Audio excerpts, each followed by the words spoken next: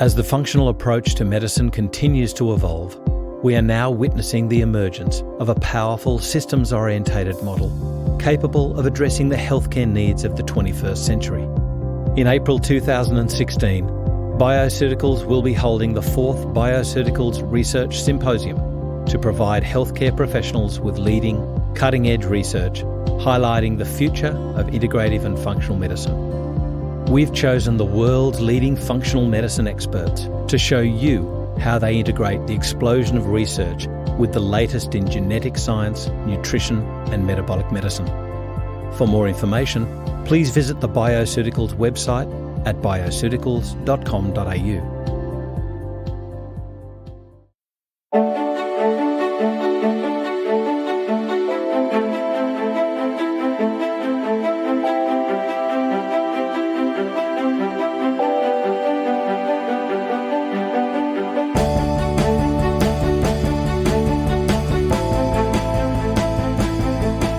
This is FX Medicine, and I'm Andrew Whitfield Cook. With me on the line today is Professor Marc Cohen. And listeners, please bear with me. This is a rather accomplished man we're speaking to today, so the bio might take a little while. Marc is a registered medical practitioner with degrees in Western medicine, physiology, physiological medicine, and biomedical engineering. He's currently chair of the Australasian Wellness Association, board member and past president of the Australasian Integrative Medicine Association, that's AIMA, member of the RACGP, Royal Australian College of GPs, and AIMA Joint Working Party on Integrative Medicine, and a board member of the Global Wellness Summit, as well as sitting on the editorial boards of a number of international journals. Marc is a regular media contributor for major Australian newspapers, ABC Radio National, and many regional stations Australia-wide, as well as television appearances on shows like ABC, SBS, Channel 7 and Channel 9 News, current affairs and lifestyle programs. Professor Cohen is active in research into the efficacy of integrative medicines such as organic food, nutritional supplementation, herbal medicine, yoga, acupuncture, electromagnetic field therapy, breathing techniques and wellness metrics. So I'm very glad to have you back on the program. Welcome, Marc. Well, thanks for the invitation, Andrew. It's great to be with you. Marc, firstly, I'd like to delve back into your history. And I know we did this last year when we spoke to you first, but you've got a very interesting story. Psychology and psychological medicine on pain. They wouldn't let me study pleasure at that stage. Positive psychology was 20 years away. And within that, it was the psychology and physiology of pain. And then that got me interested in Chinese medicine because it came up against acupuncture, analgesia, and the opiate system, and the whole perspective of Chinese medicine, which was a more preventative approach.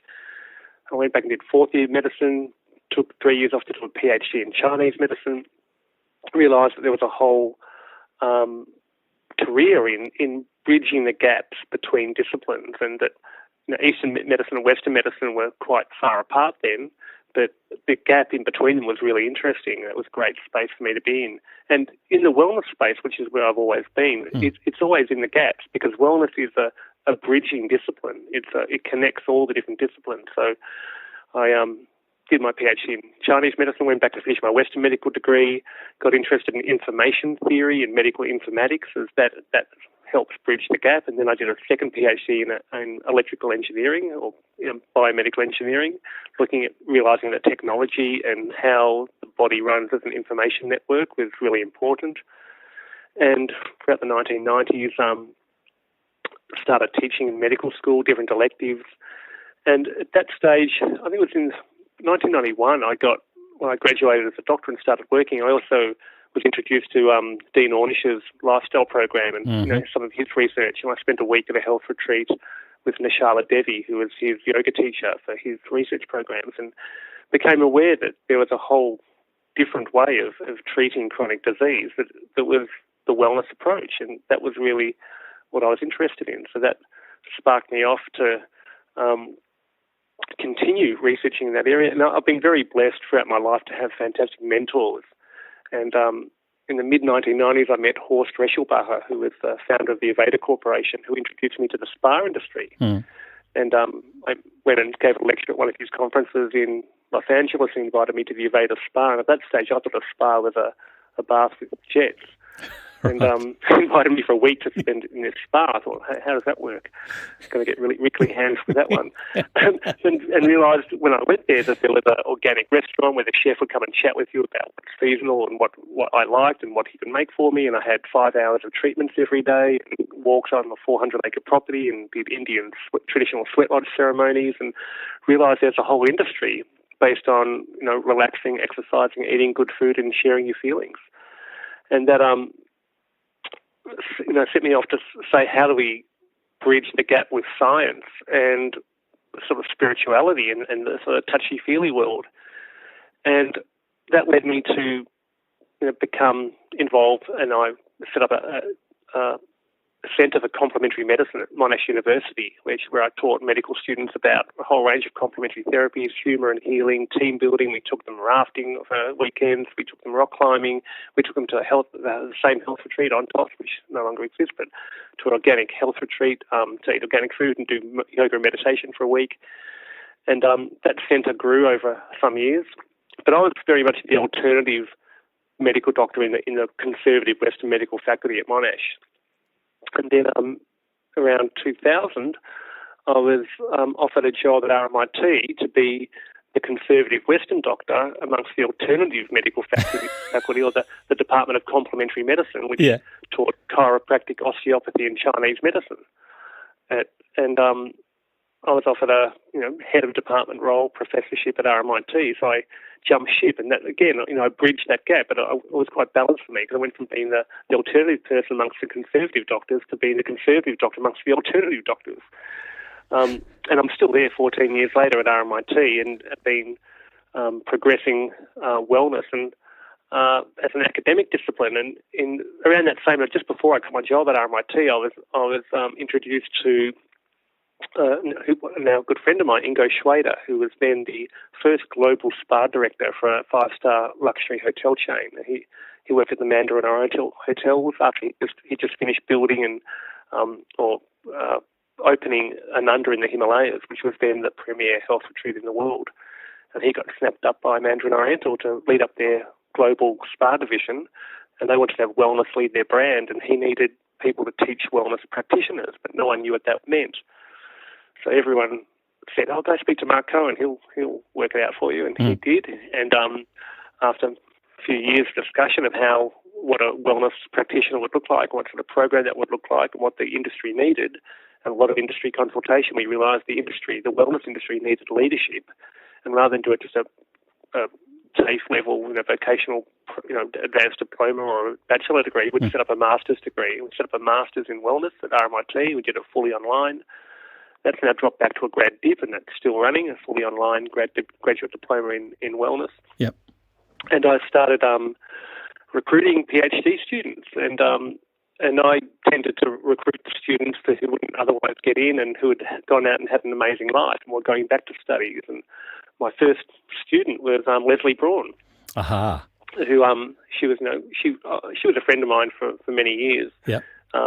And she'd done in the pharmacy world what I was doing in the medical world of integrating natural medicine with conventional practice. And she approached me to write this book, Herbs and Natural Supplements, an Evidence-Based Guide, which was something I did a little bit reluctantly, but I realised it was great education for me because I hadn't learned enough, what I thought was enough about nutrition and herbs in my medical career. And I made a deal with her. I'd help her write the book if she then did her PhD with me. And she was an amazing student. She amazing studied lady. Use of complementary medicine in hospitals and in cardiac surgery patients, and very quickly did her PhD. But 14 years later, I'm still with her writing the book.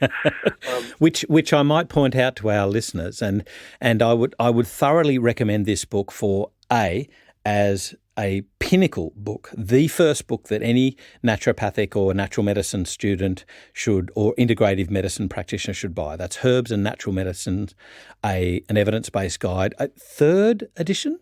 It's fourth edition. It's fourth edition, it's the two volumes. Yeah. So Herbs and Natural Supplements, an evidence-based guide, fourth edition, which is in 2 volumes. It's interesting because I was just saying that book, the first 10 or 12 chapters are just general chapters about nutritional medicine, herbal medicine, integrative medicine, and the next 130 chapters go through individual herbs.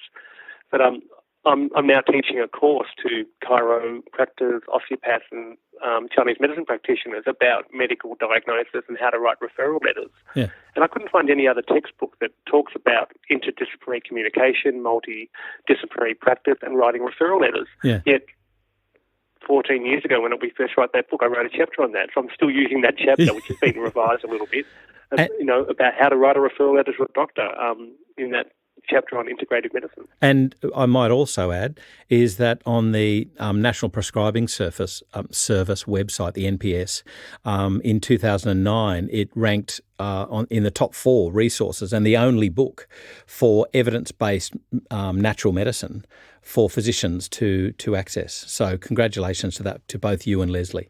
Yeah, so Leslie was an amazing student, and she's still an amazing individual, heading up the Blackmores Research Institute now. But since I've had 9 or 10, postgraduate and masters and PhD students, and they continue to be amazing. And my current crop or mob of students they just blow me away continually. And it's interesting because I have a lot of naturopaths who come and do postgraduate studies. So right now I've got Lauren Burns, who was the Olympic gold medalist in Taekwondo for Australia at the Sydney Olympics. Yeah.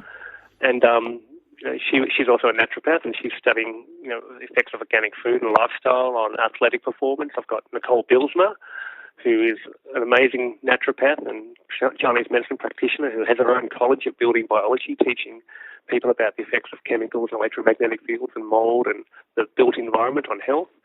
And she's researching how we assess environmental chemicals clinically. Lisa Oates was a naturopath who she studied the effects of organic food on pesticide exposure, and we showed, her research showed that 80% organic diet for 1 week reduces pesticide loads by 90% in urine. So that was quite sort of groundbreaking research. Absolutely. And I've got other students now researching Holy Basil, Tulsi, and also sweat. And Joy is saying she's actually a medical doctor who's researching metabolomics in sweat. So we're looking at sweat as an excretory organ and the functions and the different types of sweat and how that can be modified to enhance excretion of xenobiotic chemicals. I want to talk a little bit further on Tulsi, Holy Basil, because you've actually written a paper on it called Tulsi, Ocimum Sanctum, a herb for all reasons, which you can, I think it's the full text article. It is online. It's open access. Yeah. Holy Basil's been one of my favourite herbs for years, and yet it just doesn't seem to have reached the pinnacle of popularity, if you like, and I don't understand it because it's this multifactorial herb. Can you explain a little bit about its actions and where the research is leading us? Sure, and it was a revelation for me too, and my first introduction, as I say, I've had incredible mentors throughout my life, and I was exposed to Tulsi through another great mentor of mine, Christopher Dean, who he founded the tea tree oil industry in Australia. Really by himself. So his company, Thursday Plantation, commercialised tea tree oil. Yeah. And then he had a big product company, Greenwich Health, that had a whole range of products. And he was introduced to Tulsi through now a good friend of both of ours, Bharat Mitra, who was the founder of Organic India. So he's actually an Israeli man who went to India and met an American woman. Together they sat at their feet of their guru, Papaji, and were directed to do good with their inherited wealth and create a company, Organic India, to bring Tulsi and organic herbs to the world. Mm-hmm. And Christopher went to India to see if he could bring that to Australia, and he was so blown away by what they were doing, he ended up selling his company and becoming chairman of their board. And he kept on telling me about Tulsi and introduced me to that and since then was invited to India and see what they were doing with biodynamic farming, and they've got now 10,000 biodynamic small-scale farmers, cultivating Tulsi, and they're selling it in 45 countries. But as a doctor, and I'm not a herbalist, but studying herbs, I really didn't know much about it. And then when I went to India, I realised that Tulsi, and writing about it, is the most revered herb in the whole Ayurvedic pharmacopoeia, and that it's actually worshipped as a god. It's called the incomparable one, or Mother Nature's gift to humanity. And every Hindi household would normally have a Tulsi plant, usually in a ceramic pot, that's the site of a ritual, a daily ritual. And for me, Tulsi embodies the healing power of nature, or that regenerative power of nature, where we're connected to the earth, and then we nurture the earth, and the earth brings forth a plant, and then the plant nurtures us. And that's a continual cycle. And I think in the West, we've lost connection with that cycle. It's very rare that Absolutely. we eat food on a daily basis, that we ingest, that we've grown ourselves. And, we rely on other people to farm our food or, grow our food. And if you think about it, if you're going to grow any plant that you could eat from every day, there's not many plants that could do that. I mean, vegetables and fruits are seasonal and they're hard work to generate. But you could have a big Tulsi plant that grows as a perennial basil in your garden, and it grows very well in Australia. And you can take, like they do in India, as a ritual, you take 1 or 2 leaves and ingest them every day, and the plant will actually thrive, and you'll thrive. And it keeps you in that loop of that creative power of nature. And that's just as a ritual process. But then when you start to explore the properties of Tulsi, of Holy Basil, Oxymum sanctum, it's considered the ultimate adaptogen. And we introduced a chapter on Tulsi in the 4th edition of our book, Herbs and Natural Supplements. And I thought it would be quite a small chapter to write. And when I went into it, there was over 300 references. And it ended up being a 10,000-word chapter. And in researching that chapter, you realise that anything bad you can do to a rat or a laboratory rodent, they've done, and the Tulsi prevents damage. So whether it's subjecting them to chemicals or direct radiation or UV or forced swimming tests or these models of Alzheimer's disease or diabetes or anxiety or depression, and they've got these models of depression and anxiety in laboratory animals where they subject the animals to white noise, either as sudden bursts, which makes the animals scared and anxious, or continual white noise, which makes them depressed. No matter what you do to a laboratory animal, if you give it Tulsi, you'll protect it from any adverse effects. Indeed, its name means matchless, doesn't it? Tulsi means matchless. Yeah, the incomparable one. Yeah. Like there's no other herb that compares to it. Yeah. And every part of it, the plant is edible, and even the rhizomes and the root, the rhizosphere, which is sort of the microbial and fungi that live around its roots, have beneficial properties. And they actually say, traditionally, that the soil that the Tulsi grows from is holy. Now, this is something very interesting. Organic India are actually involved with planting Tulsi plants around the Taj Mahal to protect the Taj Mahal from air pollution, because Tulsi helps purify the air. Tulsi helps also purify water. It's antimicrobial, it's anti-inflammatory, it's anti-diabetic. Its properties are just so far-ranging. Although there really isn't a lot. I mean, there's a few now, but not a lot of high-quality human studies. Most of the studies have been done in vitro or in animals, and they're just starting now to do human studies. But in the studies that have been done, it's been shown to be effective for metabolic syndrome. So it reduces blood pressure, cholesterol, stabilizes blood sugar levels. It's been shown to improve stress and anxiety. And one of the things that occurs to me that the whole world, I mean, beverages are so important. What we drink, drinking pure water or just, the beverage that we drink really affect our whole culture. And the Western culture is based on alcohol, caffeine, and sugar. Yeah. And no matter where you go to any hotel room in the world, or in any place in the world, there'll be sugar drinks, all the fizzy soft drinks with sugar. There'll be caffeine, there'll be coffee and teas, and there'll be alcohol available. And from the sugar we crave energy, from the caffeine we crave a lift, and the alcohol we crave being reducing anxiety and relaxing. Escape, Yet all of those have quite serious adverse effects.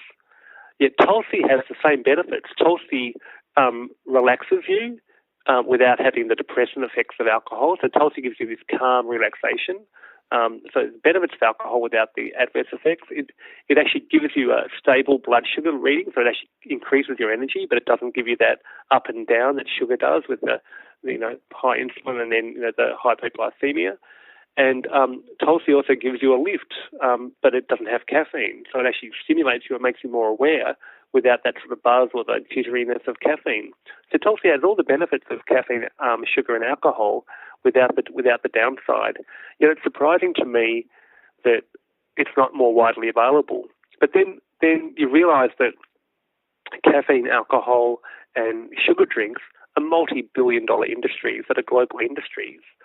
Yet Tulsi is something you can grow yourself, and you can make it yourself. I mean, Organic India sell this around the world, and they do. You can buy Organic India teas, but it's much more available for people to do it themselves. But you can't really have your own sugar plantation, or people do make their own alcohol, but it's hard to grow your own coffee.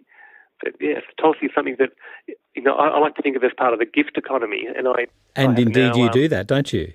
You have? Yeah, well, every Christmas we started a ritual a couple of years ago where I took some cuttings from Tulsi plants and put them in water, and they're the Tulsi flowers. There's three main varieties: Krishnavana and Rama Tulsi. And one's a purple flower, one's a white flower, and you can cut the flowers, and as a flower, the scent, they're high in eugenol, so similar to rosemary, they give you a bit of an uplift. They actually, the scent repels mosquitoes and other biting insects, but it's very pleasant smelling, basil-y type smell, a little bit more clovey than normal basil. But you can cut the flowers and put them in a vase, and I have them on my kitchen table pretty much permanently as cuttings. And then after a week or so, those cuttings will sprout roots. So you can just take those cuttings and plant them up, and gift them like you would a kombucha mother, and you can give them away and say this is the gift that keeps on giving, because you can plant it yourself, you can grow, then you can eat a couple of leaves every day or make tea from it every day, and when it's big enough you can take cuttings from that and then give it away again. So Tulsi really is a wonderful herb, but it also sort of embodies this, as I say, this regenerative power of nature. I also want to talk about your involvement with the Integrative Medicine Association, but also the Wellness Association, the Australasian Wellness Association. But before I get onto that, I just want to ask a quick question about how you handled being in both camps of alternative, I'll call it, and orthodox. How you handled that very often quite emotionally charged argument between we are right and they're wrong. How do you cross that bridge, or how do you combine the two? It's interesting you say how do I cross that bridge, because I've always thought of myself as the bridge. And actually I was at a Leonard Cohen concert a few years ago, and someone said to me, do you realise the word Cohen, one of the meanings of the word Cohen is bridge? Oh, really? Which was a revelation. Ah. But the thing about being a bridge is you need to have access to both sides of the chasm. And, the stronger the access, the bigger the arterial road from your bridge to the centre of either side, the more useful the bridge. And so the way I've managed this is to really take both sides and try and understand both sides. So if I find myself focused more on one side, I say, how do I, what's the opposite of that? How do I balance that? So I do have one foot, very firmly in Western medicine and Western science and that whole reductionist paradigm, but then I've got the other foot very firmly on the holistic paradigm of more Eastern traditions, of spirituality, and of natural medicine. And I find that by really trying to be balanced between the two, trying to find the midpoint between any discussion and trying to understand both sides, that's kept me in very good stead. And it's also kept me from, I guess, being too extreme in either direction. So I have a listening from both camps. So I talk to a lot of natural medicine conferences, but I also speak to a lot of specialist medical conferences. And at either group, I'm speaking to my peers. So I think that gives me a great listening, but also I learn a lot from both camps. and that keeps me balanced. I liked the way at an integrative conference once that you were basically challenging the audience to give their points across to reach a consensus on a particular point. So basically to bring in all of the points of relevance of research or of clinical use of something and say, okay, can we reach a consensus on what this should be used for and what it shouldn't be used for? And it was really good. It was a really good meeting of the minds that I saw. It was very well done. Yeah, I really enjoyed that meeting of the minds or the meeting of the paradigms, because I find it's where they overlap. And for me, it's the intersection where the interest is for me. So it's the intersection of disciplines, and it's been challenging, I must say, in the academic world, because in the academic world we compartmentalise disciplines. Yeah. So, and now I'm teaching. Yesterday I taught a group of 300 osteo, chiro, and Chinese medicine students, and they're in separate disciplines. And even though they have shared lectures throughout their courses, they don't talk much to each other, and they're in the same class, and let alone disciplines on Western medicine and chiropractic or naturopathy. There's not a lot of exchange. Yet wellness is something that actually crosses all of them, and not only crosses the health sciences, it crosses over to the business and at design worlds. So, wellness is about where we live and how we live, and our business practices and how workplace wellness and digital health, and that's again, it's kept me learning, because I need to understand the perspective from all these other disciplines. But because I have one camp in wellness, I can then reach out to these other worlds and see how is that relevant to them, and then build bridges as I go. Indeed, you were on the working party of the RACGP AIMA joint working party with integrative medicine. How did you join hands, if you like? How did you get people to start talking to each other who were traditionally quite from different sort of sides of the fence, or even the boxing ring in some instances? And what does that mean for people like naturopaths who, like you bring along and you train these people? But what about naturopaths as an industry or profession with regards to the doctor being in control, or as the primary care physician? Well, I think the whole landscape is changing, and there is sort of power imbalances and professional territories, and sort of political agendas, and there's sort of the Friends of Science in Medicine and other groups who are very anti-natural medicine, and there's natural medicine groups who are kicking back against the corporatization of medicine. And I think both of them have an element of truth, but also a whole lot of hype attached to them. And I think what I enjoy is really trying to find where's the truth on either side, and how can you temper that. And the way I've managed that is by talking sense, and that people can't argue against. And I did that throughout the 90s when I developed the mnemonic SENSE, SENSE, which stands for stress management, exercise, nutrition, social and spiritual support, and education. And I called that the pillars of complementary medicine. And because if you improve how you manage stress, or how you move, or what you eat, or how you interact with the world or others, and your knowledge of your disease and what's going on, you'll improve your health. Now, it's impossible to argue against that, because it just makes sense. Mm-hmm. And that's the basic principles of naturopathy. But also, if you get down to the core of medicine and even general practice, that's right. General practitioners are about whole person care. The essence of general practice is not about drugs and surgery. It's about looking after a person and looking after their lifestyle. So by talking sense and making sense to both camps, I found the common ground. And again, the same with wellness. Everybody wants wellness. It's very hard to argue against wellness as an ideal. So in defining wellness, it creates a common ground for disparate disciplines to get together and agree on. And now, wellness has actually expanded. We know it's a $3.4 trillion global industry. But when we think about wellness, it's really hard to define it. But one of the things that keeps coming up is it's all about connection.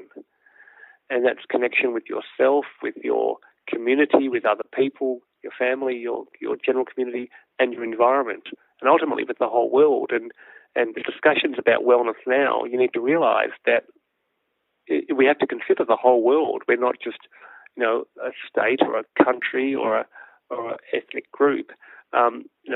My well-being depends on everybody else in the world being well. And, with cases of whether it's the SARS virus or, whatever epidemics, they're hyping up about. Zika, yeah. You realise someone gets sick on the other side of the world, that affects me. And if someone's polluting on the other side of the world, that also affects me. So it expands our consciousness and our awareness. The idea of wellness expands our awareness to include the whole planet and the whole biosphere. And ultimately, again, that's something you can't argue against, although it becomes sometimes overwhelming for people when they're trying to deal with their own personal issues, whether it's, chronic disease or their own personal practice. When you try and bring global issues to your everyday practice, it becomes a bit overwhelming. But ultimately, I think that's what we all have to do. We have to bring a global awareness to all our purchasing decisions and to our lifestyles and the way we practice. And by doing that, that's the only way I see that, we can, thrive and be well as a species. And at the moment, we're not doing such a great job about it. And you're president of the Australasian Wellness Association, so that, I'm going to guess, is part of your charter. Absolutely. In fact, our catchline now is it's all about connection. And, we're a not-for-profit industry association, so we're trying to engage, the industry, but, there's different sectors, and it's still undefined, what is the wellness industry. And we can look at a whole range of different sectors within that. So there's all the different practitioner groups, and there's 10 practitioner groups that are APRA registered, so registered by the Australian government. So they have registration boards, so whether it's medical or pharmacy or nursing or psychology or osteopathy, chiro boards. Then there's the unregistered ones, which naturopathy still falls under. Yep. They're not nationally registered, but then massage therapy and counselling and others. So they all certainly fit within the gamut. But within wellness, there's, the cleaning industry. You're talking about wellness and using, low volatile organic compounds and low toxic products. And then there's the building industry. You're talking about wellness. And then you've got health insurance and healthcare and the digital world and all the digital apps around wellness. And then you've got beauty and hairdressing and all those aspects. And the leisure industry and product supplies and the list just goes on and on. You could be a wellness plumber doing eco plumbing. So there's really no end to the different areas that wellness applies to, and whether it's nutraceuticals or they call it naturaceuticals now, with doing herbs, or people involved with the environment or environmental remediation and permaculture, and all these elements are sort of deeply involved with wellness. And what we're trying to do as a professional association is to connect them all, because it's all about connection. Marc, you've led quite a few students through their research careers, as you've mentioned before, and commonly I'll get asked by naturopathic students who wish to further their careers into research, but how do they get their foot in the door? Because it's not as simple as, I want to study this, so let's do it. It's just, there's a lot more to consider. What do they need to do? Well, you're right, there is a lot more to consider, and it's actually getting more and more difficult. I know, I've had people apply this year to do, PhDs, and a few were successful, most weren't. But under the current criteria, even Leslie wouldn't get in. What? She was one of my most stellar students, because now to get into a PhD program, you need to, one, be an outstanding student, and that means to have at least an honours degree with H1, first-class honours, preferably with at least one publication, or have a master's degree with a research component with the first-class honours, and preferably have one publication.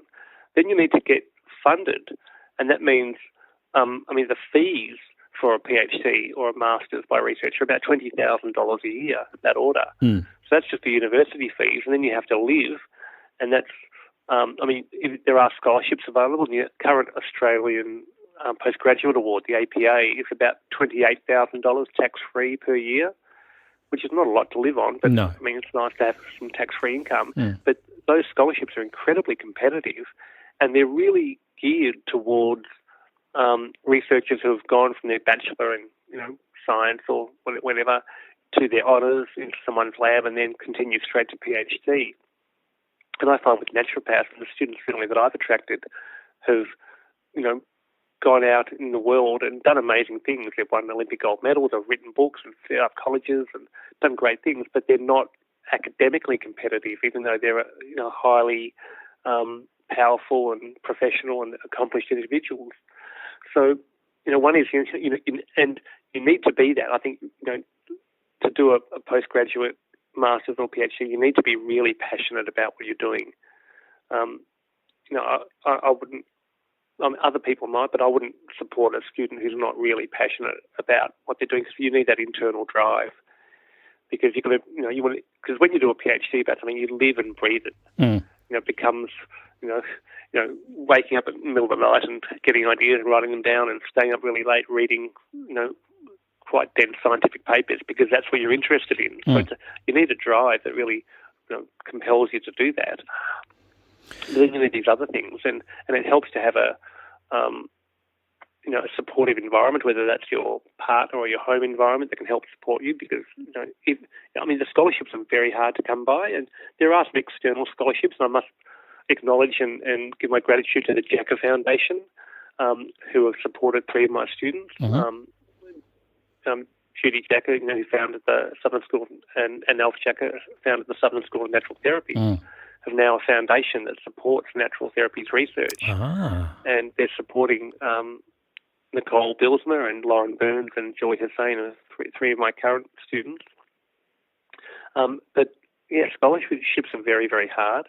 And then once you've paid your university fees and you've got a living allowance or a scholarship, or you can support yourself, then you need project funding to support whatever project you're going to do. Because the universities don't have money to throw at projects. You need to bring funding or research grants or commercial grants to help you do whatever research it is.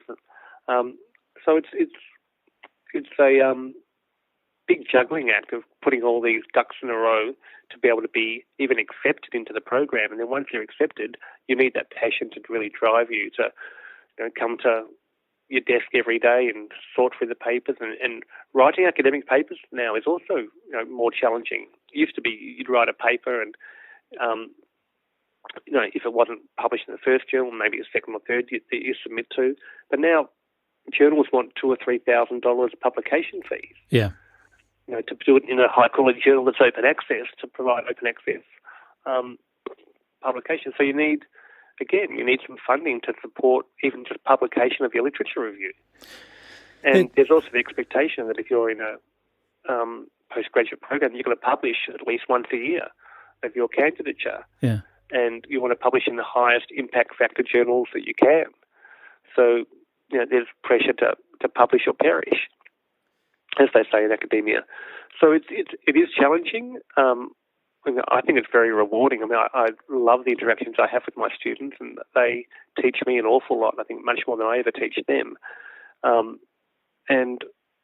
been very, very fortunate in that I've attracted, as I say, very passionate and very accomplished, mainly women. I've had a few men. Stephen Penman was a great student of mine he did the Yoga in Australia survey and went on to become the head of ACNEM. I've had amazing students, and right now I'm actually trying to focus them down so we're all focusing on the same area rather than having students on very, very disparate topics.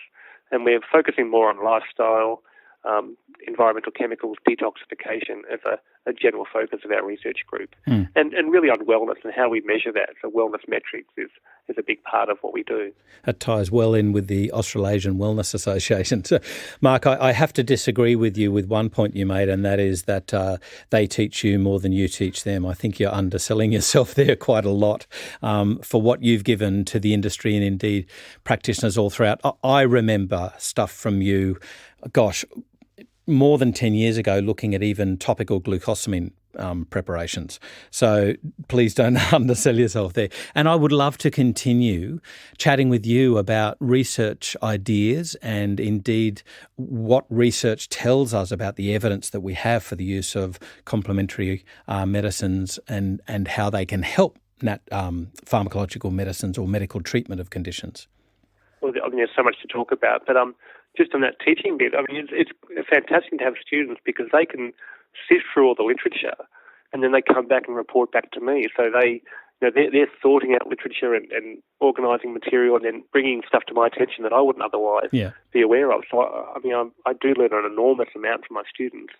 And, I mean, the guidance I give them is, I'm still a bit of my passion maybe, but, it's the guidance of how to navigate the system. Mm. And I think maybe if it's, if they don't teach me more, maybe it's just a balanced exchange. And I'd like to think it's at least balanced. But as I say, I learn an enormous amount from my students, and they bring a lot to my attention. And it's great having they accomplished people because they bring me very high level sort of information, and that's one of the skills of a researcher. I keep on telling my students, you need to write abstracts all the time, and whether it's for a conference or a media release or a grant application, or you're trying to get someone else to be part of your team and be a co-author, you're always writing abstracts. So your ability to communicate effectively is incredibly important. And funnily enough, I do the same thing with my undergraduate students, so the osteo-chiro and Chinese medicine students. I teach them how to write case reports and referral letters. And their ability to really concisely and accurately and intelligently write up a case that gives all the pertinent details and paints a clinical picture in a very brief essay, that then forms the basis of professional communication. And when we say it's all about connection, that's how we connect through these effective communication forums. So whether it's a referral letter or a scientific abstract, the same thing comes down to how do we convey what we know in a very concise way so then other people can understand where we're coming from and we can find common ground. And that's exactly what you've done. I'm very thankful for your whole career so far, bridging that, finding that common ground between the two camps. It's great. Professor Marc Cohen, thank you so much for taking us through all that you do and all that you're involved in, and also, taking new people along so that they can then bring new research to, integrative medicine. Well done. Well, thank you, Andrew, for the opportunity. I look forward to speaking to you sometime again in the future. Look forward to it. This is FX Medicine, and I'm Andrew Whitfield Cook.